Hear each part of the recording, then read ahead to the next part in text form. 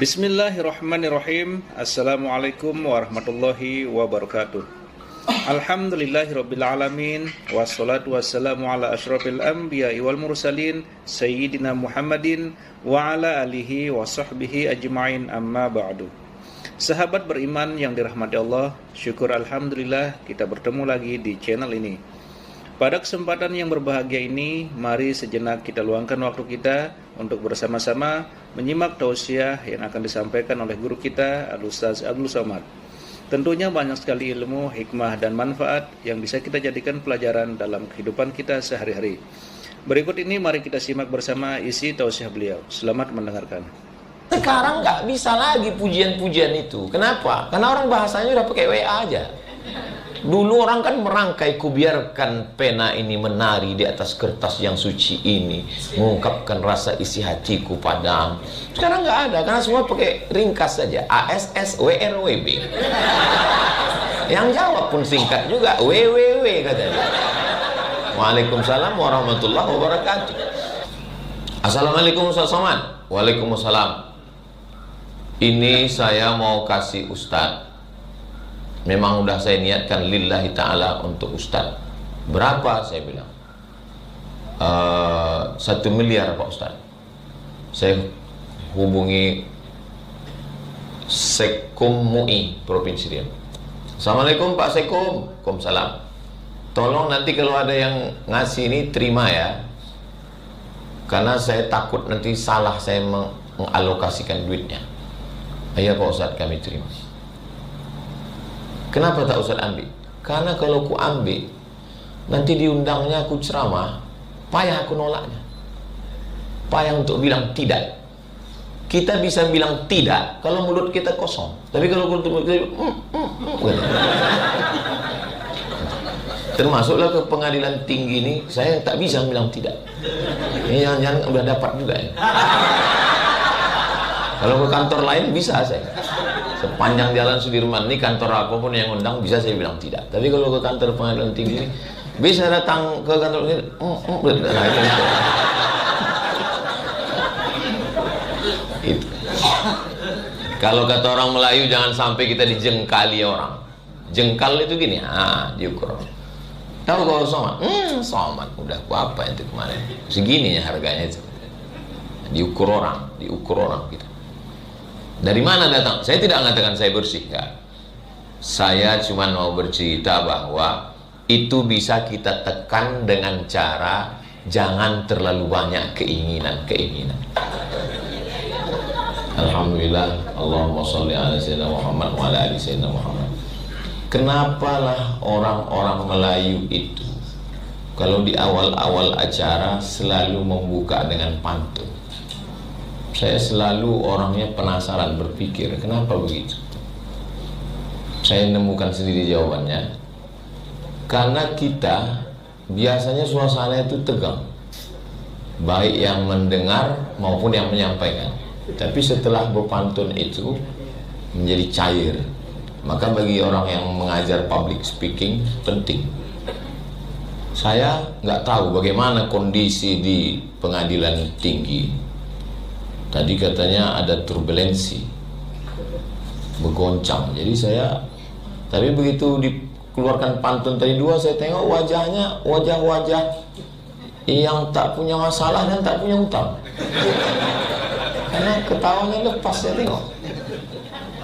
Mudah-mudahan yang ada utang lunas utangnya. Wah, banyak juga ya. Ini komplit, ini sudah semua. Lengkap ini yang hadir.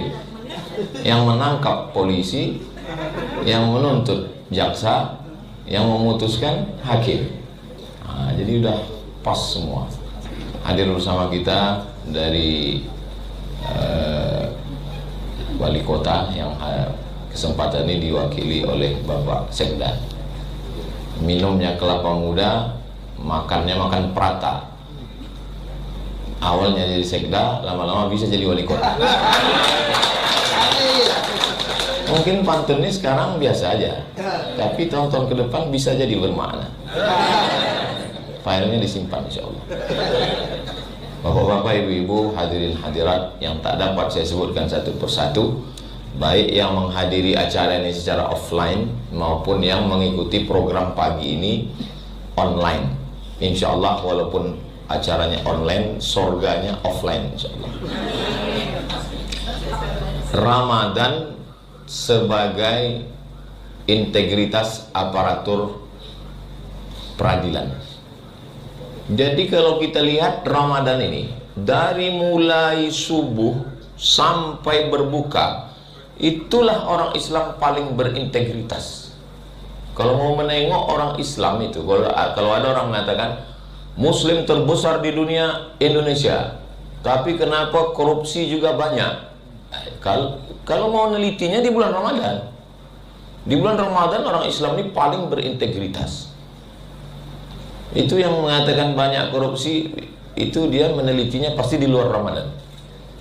Kalau di luar Ramadan paling berintegritas. Dari mulai sahur itu sudah nampak integritas orang Islam. Orang Islam itu begitu dikumandangkan azan subuh, begitu muazin mengatakan Allahu Akbar, Allahu Akbar, tidak ada satupun orang Islam yang berani menelan kecuali air liur. Cobalah tengok orang Islam kalau ambil wudhu subuh, sekali airnya masuk ke mulut, meludahnya sampai 5 kali. Apa itu? Itulah integritas itu. Padahal kalau kita kumur-kumur, sekali kita masukkan, sekali kita keluarkan, air itu sudah habis. Tapi kenapa dia meludahnya sampai 5 kali? Takut dia menetes ke dalam. Jadi kalau integritas Ramadan itulah yang dibawa keluar Ramadan, itu BPK, Inspektorat Jenderal, KPK bisa-bisa bubar itu. Saking hebatnya integritas. Cuman masalahnya di awal Idul Fitri udah selesai dia. Ini ceritanya Ramadan. Ramadan adalah bulan integritas. Dari mulai sahur. Mazhab yang paling tinggi tingkat kehati-hatiannya adalah mazhab Syafi'i. Saya 2 kali Ramadan di Mesir. Di Maroko tahun 2005-2006, 2 kali Ramadan. Di Mesir 99, 2000, 2001, 2002, 4 kali. Tidak ada imsak. Kalau nggak percaya sama saya, tanya sama istri Bapak Ketua Pengadilan Tinggi Agama, Ibu Dr. Tuti. Beliau kakak kelas saya di Mesir. Nggak ada yang namanya sirine imsak. Itu nggak ada. Jadi kami ya makan aja, makan. Pas sedang makan itulah azan. Allahu Akbar, Allahu Akbar. Kalau sampai ditelannya, batal puasa. Itulah hebatnya mazhab Syafi'i. Maka ada namanya imsak. Dari mana datangnya imsak? Dari mana datangnya cinta? Dari FB turun ke WA. Dari mana datang kecewa? Pas jumpa mukanya beda. Dari mana datangnya imsak? Imsak itu datangnya dari pertanyaan kepada sahabat Nabi, berapa lama jarak Nabi makan ke azan? Dijawab 50 ayat. 50 ayat tidak terlalu panjang, tidak terlalu pendek. Itu diukur 10 menit. Itulah maka datang 10 menit dari sirine ke azan subuh. Karena mazhab Syafi'i dia mesti hati-hati. Mulut sudah gosok gigi, bersih, tak ada rasa pahit, asam, manis, maka puasanya bersih. Saya bukan mengejek mazhab lain. Karena kalau saya ejek mazhab Maliki, guru-guru saya mazhab Maliki di Maroko. Kalau saya ejek mazhab Hanafi, guru-guru saya di Mesir mazhab Hanafi. Saya cuma mau ngasih tahu bahwa mazhab Syafi'i itu tingkat kehati-hatiannya tinggi sampai dia takut kalau mulutnya ada rasa macam-macam. 10 menit sudah fresh, bersih, gosok gigi, nyantai. Tapi imsak bukan lampu merah. Mana tahu ibu bapak keluar kota capek, lelah, letih, lesu, letoy, loyo, lunglai, lalu malamnya lambat terbangun, bangunnya pas imsak, ya boleh makan, silakan. Itu tidak melanggar integritas. Pergi ke dapur, ambil nasi, ambil asam podeh bawang, ambil sambal belacan, blender. nggak sempat lagi ngunyah itu. Sedot aja lah dia. Nama itu Somawadin ada ifar di syahri Ramadan hadis sanati lillahi ta'ala. Selesai. Mulut bersih. Tidak ada orang Islam yang berani melanggar waktu azan subuh. Karena Allah berfirman dalam Al-Quran, kulu makanlah, washrabu minumlah, hatta yatabayyana lakumul khaytul abyadu minal khaytil aswadi minal fajr, sampai terbit fajar. Fajar ada dua, satu fajar kazib, bohong, satu fajar sodik, benar. Fajar sodik itulah di azan subuh. Sangat berintegritas. Siang, subuh, siangnya masuk kantor, datang orang mulai ngajak-ngajak, gimana kabarnya kepala kantor, kepala badan itu, bapak itu, pejabat ini, jangan bicarain orang lain, batal puasa kita. Ingat, jagat ceramah Ustaz Somad yang di channel YouTube, jangan lupa subscribe, share, and comment. Apa kata Ustaz Somad? Hilang pahala puasa kita, kata dia. Ya, kalau mau nanti habis buka kita lanjutkan. Jadi kita ini sebetulnya berintegritas, tapi integritasnya limited, terbatas hanya pada waktu yang disuruh Tuhan. Di luar itu, ya integritasnya selesai. Jadi memang sepanjang saya ngisi ceramah di pengadilan tinggi, inilah judulnya yang paling hebat. Memang kalau orang-orang berkualitas tuh ngasih judul tuh. Kadang di tempat lain tuh judulnya entah apa-apa aja. Nampak kali copy paste dari internet. Kali ini kan tidak. Integritas dikaitkan dengan Ramadan, membentuk mental aparatur peradilan. Ramadan, integritas, peradilan. 3 keyword. K kunci, word kata kuncinya adalah bagaimana Ramadan ini membentuk. Siapa yang umurnya 40, berarti dia sudah dibentuk oleh Ramadan selama 30 kali. Yang 10 itu anggaplah tak hitung. Puasa anak bawang, puasa setengah hari. Habis, masuk siang, masuk waktu sore. Tidak ada orang Islam yang berani makan sebelum azan maghrib. Gak ada. Yang meletakkan kurma di bibir, ada videonya saya tonton. Diletakkannya kurma. Ada videonya. Begitu kan, Allahu Akbar, langsung masuk. Ada. Sekedar masuk. Karena lewat di tenggorokan dia baru batal. Kalau hanya diletakkan di mulut tak batal. Kalau ada yang mau letakkan lah. Lewat dia di sini baru batal. Itulah dalil mazhab Hambali, mencicip makanan tak batal. Karena perasa yang ada di lidah itu tak sampai ke sini. Nah, maka kalau ada orang mencicip gulai, Ustaz, apa hukumnya? Pernah saya tengok di internet ada orang mencicip gulai. Tidak batal menurut mazhab Hambali, tapi 3 mangkuk Pak Ustaz. Saya tidak pernah mengamalkannya. Kenapa Ustaz tak amalkan? Saya termasuk orang yang cepat khawatir, was-was, khawatir. Maka mazhab Hambali, mazhab Syafi'i tingkat kehati-hatian tinggi. Maka dia khawatir kalau dia letakkan santan gula merah di sini, di ujung lidah ini, perasa, habis itu diludahkannya lagi. Enggak apa-apa. Tapi kadang datang setan berbisi. Alladzi yuwaswisu fi sudurin nas minal jinnati wan nas. Dari 3 sampel tadi, dari mulai sahur, siang Ramadan, sampai waktu berbuka, sesungguhnya orang Islam itu dilatih berintegritas. Integritas lawannya adalah disintegrasi. Integrasi menyatu, disintegrasi Indonesia pecah, na'udzubillah. Maka kita takut Indonesia ini terpecah belah, kita mau bersatu terus, jangan sampai seperti Uni Soviet. Maka integritas sebetulnya artinya kepribadian yang menyatu. Jangan sampai kepribadian kita ini pecah, lain di mulut, lain di hati, lain di bibir, lain di kolbu. Makanya tadi Bu Ketua Pengadilan Tinggi mengatakan bagaimana kita mengasah kolbu kita ini. Suara pesawat ini menunjukkan bahwa Polda tidak bisa mengatur jalur pesawat. Kalau bisa kan dialihkan ya. Jadi manusia ini punya keterbatasan. Ada batas-batas yang di luar jangkauan kita.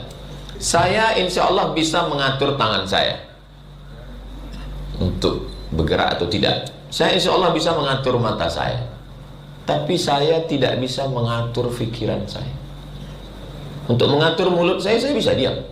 Tapi untuk mengatur pikiran saya tak bisa. Duduk saya di pinggir jalan, nampak orang besar pakai baju kekecilan, nampak orang kecil pakai baju kebesaran. Tak bisa. Kalau dipejamkan mata, Pak Ustaz, kita hanya bisa mengatur mata, tapi pikiran tak bisa. Macam-macam nampak. Kolak dan seterusnya. Maka sebetulnya kalau ada orang mengatakan mari kosongkan pikiran, nggak bisa. Kita hanya bisa mengalihkan fokus pikiran.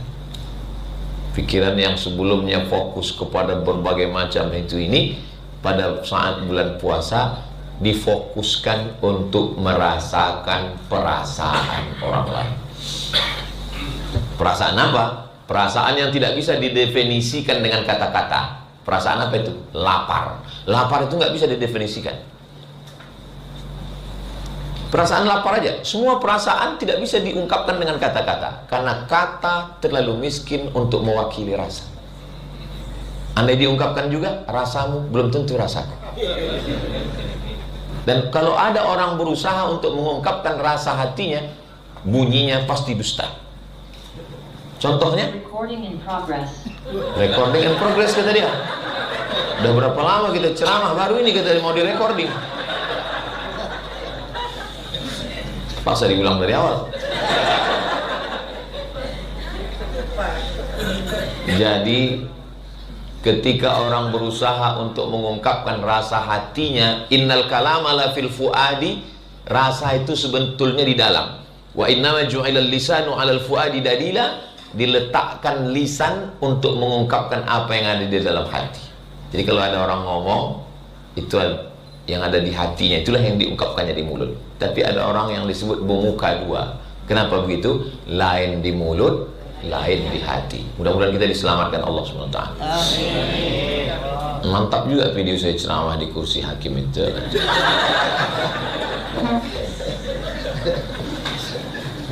Jadi ketika kita, bapak lah mau mengungkapkan isi hatinya ke ibu, apa kata bapak itu? Waktu dulu, waktu mau nikah, ku nanti kau 1000 tahun lamanya. Kan bohong kali lah itu. 1000 tahun kata dia. 50 aja udah asam lambung. 1000 kata dia. Tapi perempuan juga senang dengan kebohongan itu. Kan gak ada yang komplain kan? Nanti bilang, gak ada. Apa kata laki-laki itu mengungkapkan? Laki-laki ini orang Melayu.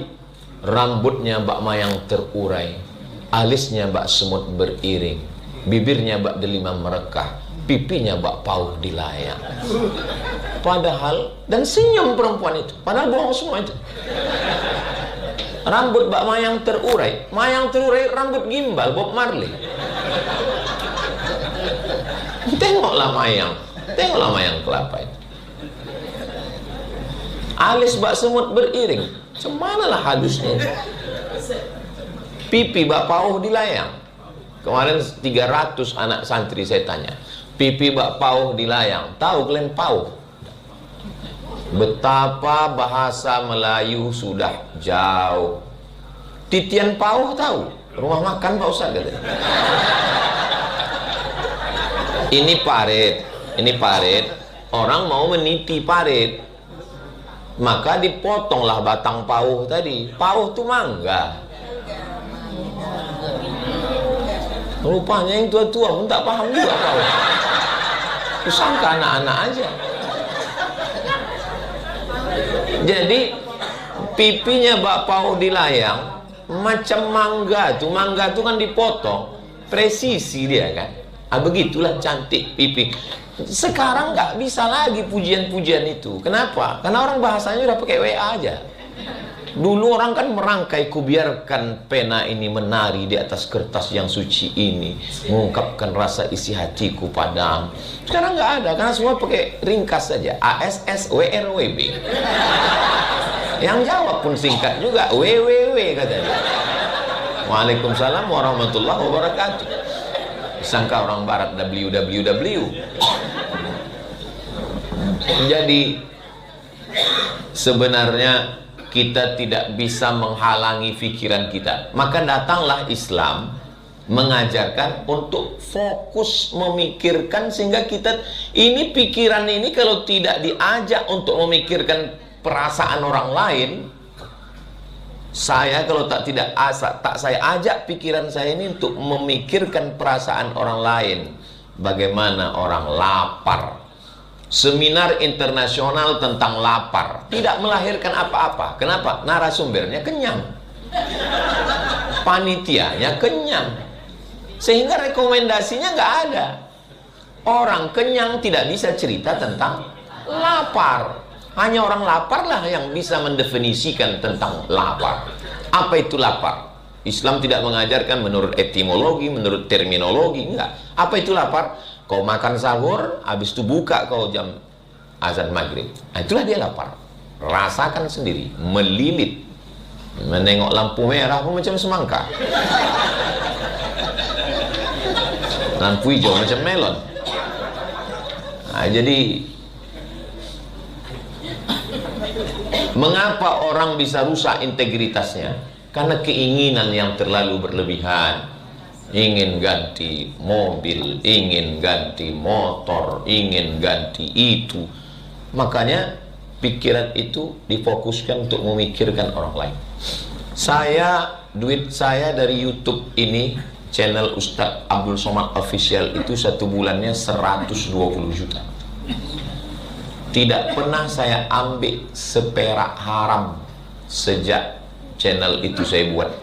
Bulan Juli 2019, 20, 21, 22, 23, 24, 25, 26, 7 tahun tak pernah saya ambil.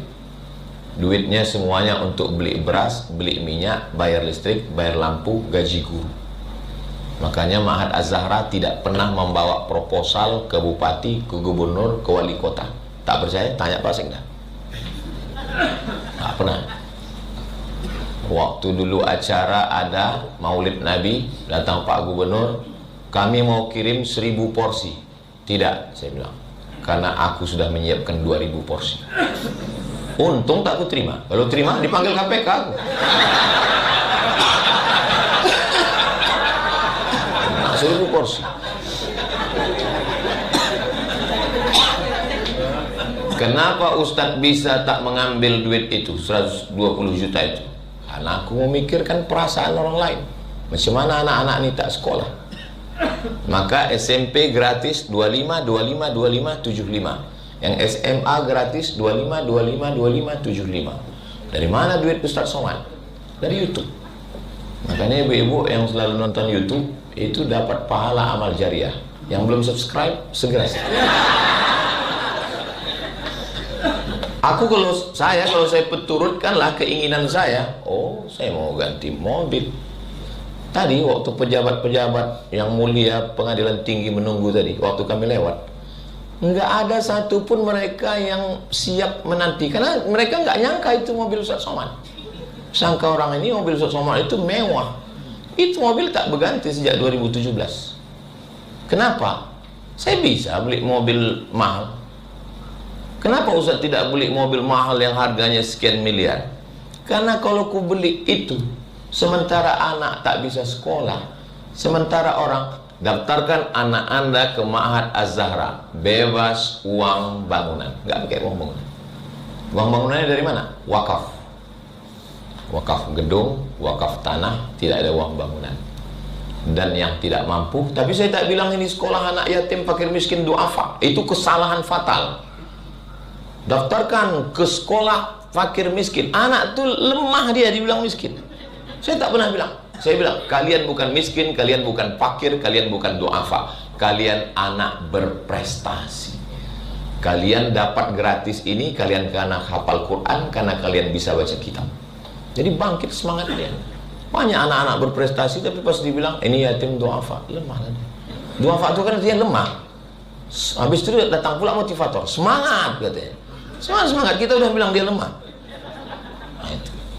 Jadi keinginan itu datang dari kurangnya merasakan perasaan orang lain. Ustadz kan korupsi karena nggak ada kesempatan. Oh, banyak kalau saya mau, kalau ada kesempatan. Saya dikasih orang mobil, Ustadz, penyerahan kunci, besar kuncinya segini, kunci yang dari gabus itu, secara simbolis pasang. Pulang dari Medan, sudah mau keluar dari tebing tinggi, saya balikkan. Assalamualaikum Pak Haji, jangan tersinggung ya. Iya. Rumah saya kecil, garasinya pun tak cukup banyak mobil. Saya udah ada mobil di rumah. Saya udah terima nih Pak, niat baik Bapak udah sampai. Bapak kasihlah kepada orang yang lebih membutuhkan. Alhamdulillah hubungan kami baik, tidak salah. Assalamualaikum Ustaz Somad. Waalaikumsalam. Ini saya mau kasih Ustadz. Memang udah saya niatkan lillahi ta'ala untuk Ustadz. Berapa? Saya bilang 1 miliar Pak Ustadz. Saya hubungi Sekum MUI Provinsi Riau. Assalamualaikum Pak Sekum. Waalaikumsalam. Tolong nanti kalau ada yang ngasih ini terima ya, karena saya takut nanti salah saya mengalokasikan duitnya. Iya Pak Ustadz, kami terima. Kenapa tak Ustadz ambil? Karena kalau ku ambil, nanti diundangnya aku ceramah, payah aku nolaknya. Payah untuk bilang tidak. Kita bisa bilang tidak kalau mulut kita kosong. Tapi kalau mulut kita termasuklah ke pengadilan tinggi ini, saya tak bisa bilang tidak. Ini jangan-jangan udah dapat juga ya. Kalau ke kantor lain bisa saya. Sepanjang jalan Sudirman ini kantor apapun yang undang bisa saya bilang tidak. Tapi kalau ke kantor pengadilan tinggi ini, bisa datang ke kantor ini, nah, itu. Kalau kata orang Melayu, jangan sampai kita dijengkali orang. Jengkal itu gini, diukur. Tahu kalau Somad? Somad udah apa itu kemarin? Segini ya harganya itu. Diukur orang gitu. Dari mana datang? Saya tidak mengatakan saya bersih, enggak. Saya cuma mau bercerita bahwa itu bisa kita tekan dengan cara jangan terlalu banyak keinginan. Saya termasuk yang suka batu. Suka saya cincin batu. Makanya saya kalau sedang pergi umroh, lamalah balik dari masjid. Kemana aja kata orang rumah. Nengok-nengok batu di jalan itu. Singgah toko batu. Zamrud, ya Masya Allah, Jamil. Berapa nih? 40 juta ya, letakkan balik. Zamrud. Ada yakut, ruby. Orang Melayu menyebutnya delima. Oh, Jamil, cantik. American Star, bercahaya. Ada marjan. Oh, mawjud fil Quran. Yakhruju minhumal lu'lu' wal marjan. Cantik, pasang-pasang, foto, letakkan balik. Kenapa? Karena kalau ku beli harganya 40, berarti 40 anak bisa bebas sekolah bulan ini. Satu anak 1 juta, 40 anak. Itulah yang sedang Ramadan. Jadi kalau ada orang yang puasanya hebat, Senin Kamisnya hebat, tapi shoppingnya juga hebat, itu puasanya belum lagi menyentuh qalbu. Ini bukan bahasa saya ini ya, ini bahasa Ibu Ketua Pengadilan Tinggi. Berapa kali tadi beliau menyebut? 3 kali saya ingat saya tadi, menyentuh qalbu. Kalau puasa menyentuh hati, ringan tangan berbagi. Tapi kalau puasa baru menyentuh lambung, tinggi nasi membumbung. Itu makanya saya hampir tidaklah kalau untuk ceramah menjelang berbuka. Wartawan-wartawan minta, bagaimana kalau Ustaz acara berbuka? Saya bilang pilih pagi atau sekalian tarawih malam. Tarawih aja lah Pak Ustaz. Pengadilan tinggi saya bilang pagi atau malam. Kalau gitu pagi. Kenapa menjelang berbuka? Menjelang berbuka itu pikiran jamaah itu udah tak ada lagi ingat-ingat Ramadan apa, nggak ada itu. Menengok ustadz itu pun hanya pelengkap penderitaan aja itu. Itu maka saya minta pagi ini kan masih fresh lagi. Sepala tarawih sekalian. Jadi pertama bahwa Ramadan memang bulan integritas. Yang kedua, pikiran kita hanya bisa kita alihkan. Makanya kita disuruh datang ke panti asuhan. Yang selama ini transfer ke panti asuhan bagus, tapi kalau ditengok langsung, pergi arah ke kota Pekanbaru, nanti sebelum simpang ke An-Nur belok kiri ada panti asuhan situ, masuk situ, bawa anak, bawa istri, bawa nasi bungkus. Habis bulan Ramadan, Assalamualaikum Pak Ketua Panti. Waalaikumsalam. Berapa anak di sini? Ada 100 orang. Kami mau makan siang sini. Sama semuanya Pak? Enggak, 2 orang aja. Kebetulan cuma bawa 2 bungkus kan. Makan sama dia. Anak kita tuh kita bawa masuk ke kamar. Izinnya Pak Ketua, boleh kami tengok kamarnya? Iya, supaya mata anak kita tuh menengok kasurnya, menengok dapur tempat makannya, menengok meja belajarnya. Insya Allah anak kita balik berpikir dia. Inna sam'a, telinga mendengar, wal basar, mata menengok, wal fuad, hati berpikir. Dari mana datang berpikir? Berpikir itu di sini atau di sini Pak Ustaz? Ternyata baru ditemukan heart mind. Heart hati, mind hati, heart, mind. Pikiran yang ada di hati. Ada pikiran di sini, ada pikiran di sini. Makanya bunyi ayatnya dalam Al-Quran, am ala qulubin aqfaluha afala yatadabbaruna al-Quran. Mengapa mereka tidak merenungkan Al-Quran atau hatinya? Ternyata di sini. Hati di sini Pak Ustaz, liver namanya. Kalau yang di sini berdegup, berdetak sebesar jantung, jantung. Sebetulnya hati atau jantung? Daripada berkelahi kita buat dua-duanya, jantung hati. Sebetulnya terjemah qalb itu adalah jantung yang berdegup, yang berdetak, 2 jari di bawah berdegup, berdetak. Degupnya yang normal. Kalau yang tak normal, biasanya jantung itu tak normal disebabkan 2. 1 jatuh cinta, yang kedua jatuh tempo.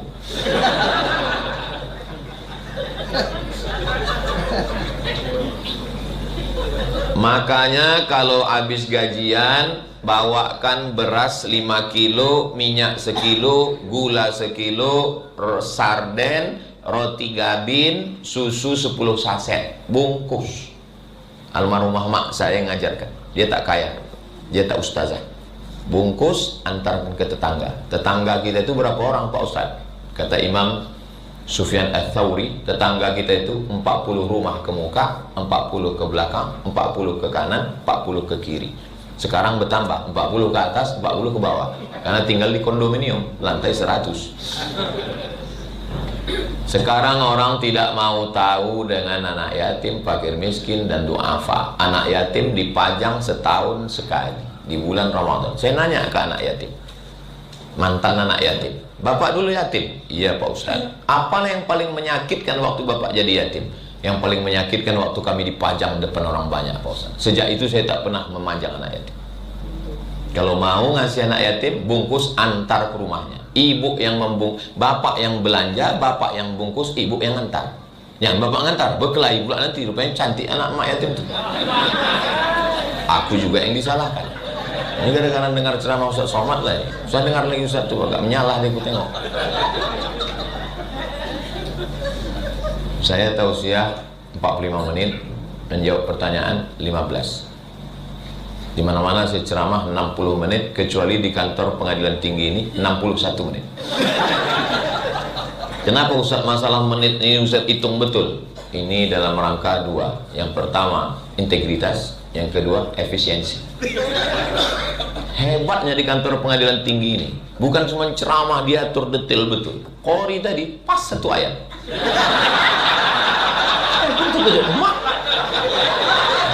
Remnya tuh rem pakam betul, cipirnya. Kalau Qori itu kan ada lagu Bayati, Sobasika, Nahawan, Jahar, Karas, ada Bayati buka, ada Bayati tutup. Ini tidak, rem mendadak, cipirnya. la'allakum tattaqun. Shadaqallahul azim. Betul-betul efisiensi. Makanya kalau ada orang KPK mau datang kemari, memang orang itu mesti dibanding itu sebetulnya. Poin pertama, kenapa Ustaz Somad itu kalau ceramah selalu pakai poin? Selalu saya pakai poin. Kenapa? Pertama, saya mau mendidik jamaah itu macam mahasiswa supaya bisa menyimpulkan. Yang kedua, intel-intel yang dengar ceramah saya biar mudah dia buat laporan ke atas. Karena orang itu banyak terima kasih ke saya. Untung Ustaz pakai poin, enak kami melakukan. Pertama, bahwa Ramadan bulan integritas. Yang kedua, cara kita untuk menekan keinginan itu adalah dengan memikirkan orang lain. Yang ketiga, ini penting. Makanya tadi Ibu waktu mengatakan ada ternyata majelis taklim istri-istri. Istri itu paling penting ikut pengajian. Karena di balik suami yang berintegritas ada istri yang solihah. Yang ketiga, apa kata si istri? Bang, kami jangan kau kasih makan haram. Biarlah kami tidur beralas koran, biarlah makan sehari. Ini dalam sinetron Indosiar.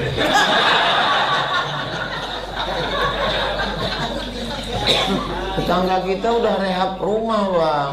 Dia udah mobil baru. Kemarin undangan cincinnya 3. Tahu kapan? Laki pula gaji standar. Terpaksa lah dia. Gak tahan dia tiap hari terus. Suami yang selalu dipanasi begitu, 2 kemungkinan. Yang pertama, dia korupsi. Yang kedua, pendek umurnya. Gak tahan dia, asal balik ke rumah, cuk kata jantung. Asal balik ke rumah, cuk kata meninggal. Suami yang selalu didesak-desak istri begitu, itu kalau mati, dia tak kena azab kubur. Kata malaikat, yang ini gak usah kita azab, udah azab kali di rumah. Saya tengok ketawa orang ini lepas semua ya. Apa kata orang ini dalam? Terwakili kali kan. Ya Rasulullah, ya, seandainya kami berdoa, apalah doa yang kami paling penting mintakan? Kata Nabi 3 aja, tak usah banyak-banyak. Qalban syakira, hati kalian bersyukur. Lisanan zakira, lisan kalian bersyukur. Wa mura'atan salihatan tu'inuhu ala imanihi, perempuan yang solihah yang mendampingi kalian.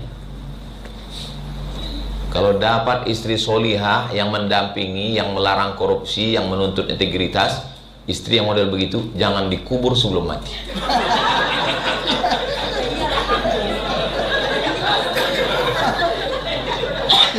Aku Pak Ustadz gak tahan kali lah aku dengan biniku ini Pak Ustadz. Setiap aku keluar kota ditanyanya, kau tinggal di hotel mana, hotel syariah apa konvensional, baju koko yang kuletakkan udah kau pakai atau belum, tolong kirim fotomu sama siapa. Makanya banyak kali saya kalau ketemu jamaah itu foto sama saya. Foto Pak Ustadz, foto saya heran, saya tengok pokoknya mau laporan ke rumah. Saya bilang itu bukan istri, saya bilang itu security syariah. Sebetulnya istri yang selalu bertanya uang mana, motor mana, kau pulang jam berapa, jalan sama siapa, itu dia ingin menyelamatkan suami. Itu adalah bidadari surga yang dikirim Allah SWT.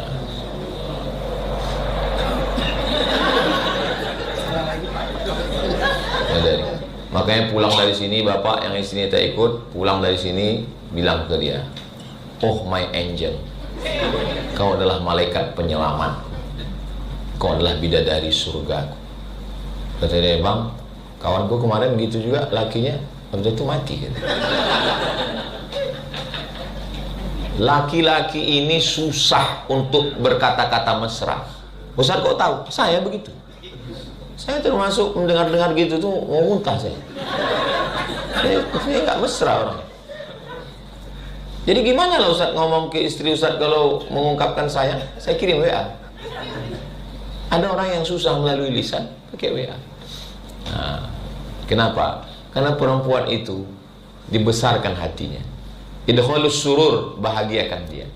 Maka insya Allah bapaknya baik, ibunya baik, terselamatkan, berintegritas, selamat bukan karena ketakutan pada hukum, tapi karena hati yang sudah tersentuh. Yang pertama, Ramadan membentuk integritas. Yang kedua, pikiran memikirkan perasaan orang lain. Yang ketiga, kita nggak bisa sendiri, pendampingnya. Sehebat apapun laki-laki, begitu juga perempuan, kalau pendamping ini nggak bisa. Memang hidupnya begitu. Ada kadang suami bagus, bini mak lampir. Ada istri bagus, laki genderuwo. Kalaulah sudah laki genderuwo, bini sundel bolong, anak tuyul, hancurlah negara ini. Negara ini kan terdiri dari komunitas suku bangsa. Kalau diperkecil menurut ilmu sosiologi, dia hanya kumpulan dari beberapa person. Suami yang baik, ketemu istri yang baik, lahir anak-anak baik, muncul keluarga yang baik. Keluarga, rukun warga, rukun tetangga. Jadi sebetulnya personnya baik. Makanya orang baik dipertemukan dengan orang baik. Nah, bapak yang sudah baik, istrinya mesti ngaji. Makanya di Ma'had Az-Zahra ada pengajian khusus ibu-ibu sore Jumat, baca Yasin, ba'da asar, tahtim tahlil. Saya ngisi pengajian sekali, habis itu ustaz-ustaz yang lain. Kenapa? Istri ini mesti pengajian. Alhamdulillah saya tengok di mana-mana pengajian di Pekanbaru ini perempuan lah yang paling banyak. Perempuan banyak. Datang pula ustaz ceramah, yang paling banyak masuk neraka adalah perempuan. Itu kan nyari gara-gara. Udah mau orang mengaji, bilang pula dia masuk neraka. Langsung panitia itu bilang, usah undang ustaz itu lagi. Awak aja masuk neraka, kata dia. Dia lebih dulu lagi, kata dia. Nah ini jadi insya Allah berintegritas ini. Orang barat itu nggak percaya sama Tuhan, nggak ada dia puasa-puasa. Kenapa dia bisa menjaga integritas? Orang yang jahat kalau tinggal di negara yang hukumnya pasti, dia akan jadi baik. Orang yang suka buang puntung rokok sembarangan, yang suka meletakkan permen karet di bawah meja, upilnya sekalian, itu begitu dia tinggal di Singapura, langsung dia akan menjadi orang disiplin. Kenapa? Karena ada kepastian hukum. Jadi integritas ini juga ada yang datang dari dalam, ada yang dari luar. Yang dari dalam itulah disentuh dengan sholat. Semua ibadah kita itu jangan terjebak pada ritual. Allahu Akbar, sami Allahu liman hamidah, Allahu Akbar, Allahu Akbar, Assalamualaikum warahmatullahi wabarakatuh. Sholat. Tapi sebenarnya dalam sholat itu integritas.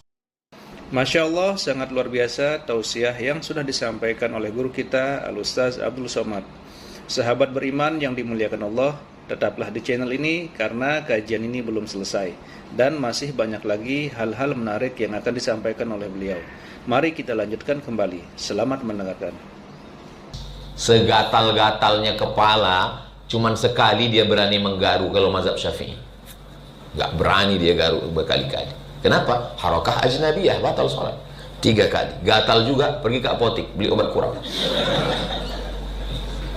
Mazhab Syafi'i kalau dia sholat matanya menengok tempat sujud. Kalau ada orang sholat menengok ke depan, mazhab Maliki.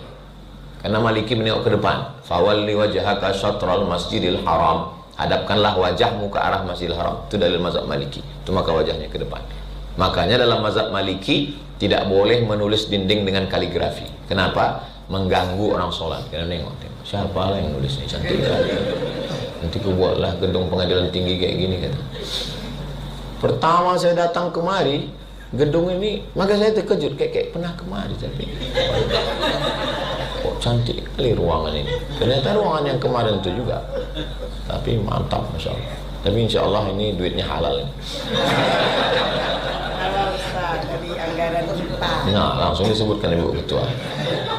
Jadi kalau bisa kita saling tolong menolong, al-mu'minun suami wal mu'minat istri ba'dhum awliya'u ba'd. Mereka saling tolong menolong, ya'muruna bil ma'ruf, sama-sama mengajak dalam kebaikan, wa yanhauna 'anil munkar, sama-sama melarang dalam kemungkaran. Baru semalam belum sampai 24 jam saya pergi ke bank, saya bilang sama istri, ini ada orang mengirim 500 juta. Kalau ku terima ini, nanti mulutku tak bisa bilang tidak. Nanti aku macam lembu cucuk hidung. Tahu ibu lembu cucuk hidung? Kenapa lembu yang badannya besar itu mau diikut anak kecil kemana-mana? Karena hidungnya udah dicucuk.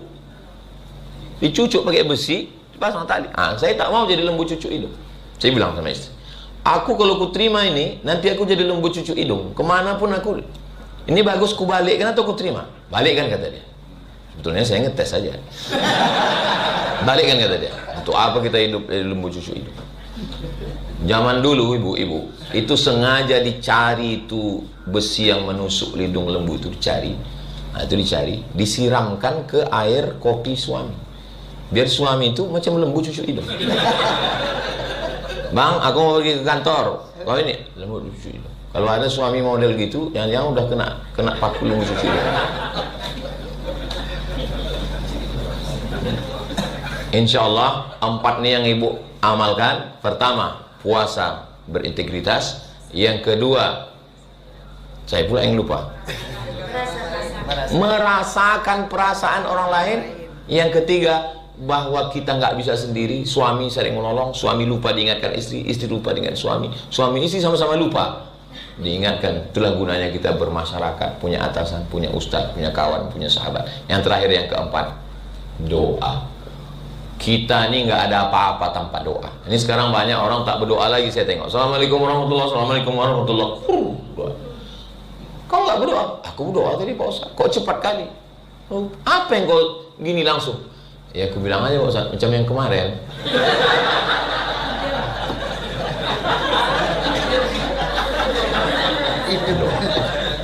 Doa silahul mu'min. Doa itu senjatanya orang beriman. Seandainya aku berjumpa dengan Lailatul Qadar ya Rasulullah, apalah doaku? Kata Aisyah bertanya, kata Nabi, doanya Allahumma ya Allah, innaka afuun, engkau maha pemaaf, tuhibbul afwa, cinta kepada maaf, fa'fu anni, maafkan aku. Itulah mengapa Bilal tiap malam, Allahumma innaka afuun, tuhibbul afwa, fa'fu anna ya karim. Jangan sampai tidak berdoa tiap malam. Sependek-pendek. Iyalah Ustaz Somad kan banyak hafal doa, hafal ayat, hafal hadis. Kami tak bisa bahasa Arab. Siapa yang bilang doa mesti pakai bahasa Arab? Doa itu yang penting pembukaannya itu aja. A'udzubillahi minasyaitonirrajim. Bismillahirrahmanirrahim. Alhamdulillahirabbil alamin wassalatu wassalam. A'udzubillah, bismillah, alhamdulillah, shalawat. Sisanya pakai bahasa Indonesia lah. Saya pakai bahasa Indonesia rasa kurang khusyuk Pak Ustaz. Pakai bahasa daerah boleh. Ya Allah iki wis pirang-pirang dino bojone rong teko wis ana dunya kan piye iki ya. Pripun kabare panjenenganipun? Banyak orang Jawa. Saya bukan orang Jawa Pak Ustaz, saya orang Minang. Pakai bahasa Minang. Iko banyak mana nak mintakan yang pertama lomba laki, yang kedua lomba bina sampai wasyarai pulau Allah. Tak kepada Allah SWT. Doa itu mesti bersuara Pak Ustaz? Enggak. Ud'u rabbakum tadarru'an wa khufiyah. Suara yang lirih. Ya Allah. Ya. Biasanya makin tua bulannya makin lirih suara. Sekarang saya tengok Bilal itu berdoa. Assalamualaikum fitin. Maut. Semana kalian berdoa bentak-bentak Tuhan? Cobalah datang ke kantor pengadilan tinggi, kantor Kejati, ke kantor wali kota, kayak gitu minta tolong. Hukum. Langsung punya security tangkap, gila ini. Dirayu Tuhan itu, minta kepada Allah SWT. Tuhan itu maha tahu Pak Ustaz, maha tahu. Terus ngapain kita kasih tahu? Dia kan sudah tahu. Kita bukan ngasih tahu dia, kita sedang memantaskan diri kita. Wa na'lamu ma tuwaswisu bihi nafsu. Aku tahu apa yang berbisik-bisik dalam hatimu. Belum terdetak di hatimu, aku sudah tahu. Terus kenapa kita cakapkan? Memantaskan diri kita, aku layak atau tidak. Merendahkan diri kita di hadapan Tuhan. Berdoa itu bukan memaksa Tuhan. Ya Allah, kalau memang dia bukan jodohku, jadikan dia jodohku. Kalau dia sudah ada jodoh, matikan jodoh. Meminta kepada Tuhan itu sama dengan membawa proposal. Ini permohonanku ya Allah. Kalau kau terima, aku bersyukur. Kalau tidak kau terima, maka rencanamu untukku jauh lebih indah daripada rencanaku untuk diriku sendiri. Puncak hubungan kita dengan Allah adalah husnuzan, bersangka baik pada Allah Ta'ala. Kita hanya disuruh mengambil bambunya, pasang mata kail pancingnya, cari cacing, cari anak katak, pasangkan. Masalah ikan apa yang dapat, itu urusan Allah. 10 mata kail pancing dipasang, tarik satu, hilang cacingnya, tarik satu, hilang talinya, yang lain batangnya pun hilang. Rupanya rencana Allah jauh lebih indah. Pulang kita ke rumah, datang orang mengantar asam podeh bau. Ternyata Allah nggak ngasih kita ikan mentah, Allah mau ngasih kita ikan masak. Ikan paling mahal, Napoleon, hijau warna. Pas lagi saya makan-makan, saya tanya, berapa harganya Pak? 1 juta sekilo Pak Ustadz. Berhenti saya nyuap. Ikan orang kaya, betelur ikan itu 300.000 telurnya. Begitu menetas 300.000 telur ikan itu, salah satu ikan itu terpancing sama orang di laut. Waktu dipancingnya, apa kata anaknya? Makan enak kita ya? Enggak, dijual untuk uang semester kau. Kenapa tak jadi dimakannya? Karena tertulis di ikan itu ada tulisan milik Abdul Somad. Bukan rezeki dia, rezeki saya. Sampai ke Batam, mau dimakan sama penjual. Kita makan ya, kata suaminya, kata istrinya, jangan bang, bagus untuk hasil jualan untuk anak kita mau sekolah. Tidak dimakan, karena bukan rezeki dia. Akhirnya sampai ke Pekanbaru, belanjalah istri-istri pejabat itu, menunjuknya begini, ini berapa sekilo katanya. Ikan mahal, mana sini ikan paling mahal? Ini Napoleon, 1 juta sekilo. Balik. Begitu sudah dihidangkan di atas meja makan, siapa yang duluan makan? Ustaz Abdul Somad. Bukan Kapolda, bukan Bapak Dandim, bukan Bapak Sekda. Somad dulu persilakan. Kalau ada racun situ, aku mati dulu. Itulah. Ternyata kalau sudah rezeki tertulis di situ, akulah yang makan. Allah barik lana fima razaqtana wa qina azabannar. Yami.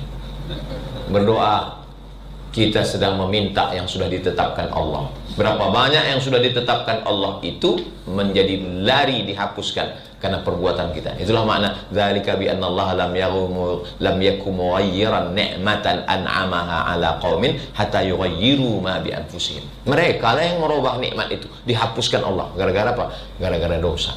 Berapa banyak orang mengambil rezeki anaknya yang sebetulnya itu rezeki sudah ditetapkan untuk anaknya, diambilnya. Akhirnya duit hantu dimakan setan. Setetes madu tumpah, datang seekor semut mencium bau madu, dia pun mulai, kakinya tertarik masuk ke dalam madu, tertarik kaki yang kedua, akhirnya mati dalam madu. Datang semut berikutnya, apa kata semut? Innalillah, kasihannya, dia pun mencoba, mati juga dia di situ. Alhamdulillahirrabbilalamin. Demikianlah tausiah penuh ilmu, hikmah dan manfaat yang sudah disampaikan oleh guru kita Al-Ustaz Abdul Somad. Sahabat beriman yang dimuliakan Allah, mari kita doakan guru kita, semoga beliau selalu diberikan kesehatan dan dimudahkan segala urusannya. Dan buat sahabat semua yang sudah setia menyimak tausiah ini sampai selesai, saya ucapkan terima kasih banyak. Doa dan harapan saya semoga sahabat semua selalu diberikan kesehatan, dimudahkan segala urusannya dan dilancarkan rezekinya. Amin ya rabbal alamin. Demikian yang dapat saya bagikan, kurang lebihnya mohon maaf. Sampai bertemu lagi di tausiah berikutnya. Wabillahi taufik wal hidayah, waridha wal inayah. Wassalamualaikum warahmatullahi wabarakatuh. Setelah kita mendengarkan bersama tausiah yang sangat luar biasa yang sudah disampaikan oleh guru kita Al-Ustaz Abdul Somad, sekarang mari kita lanjutkan aktivitas kita masing-masing. Semoga apa yang sudah beliau sampaikan kepada kita semua menjadi ilmu yang bermanfaat dalam kehidupan kita sehari-hari. Amin ya rabbal alamin. Selamat beraktivitas buat sahabat semua. Sampai bertemu lagi di video berikutnya. Wassalamualaikum warahmatullahi wabarakatuh.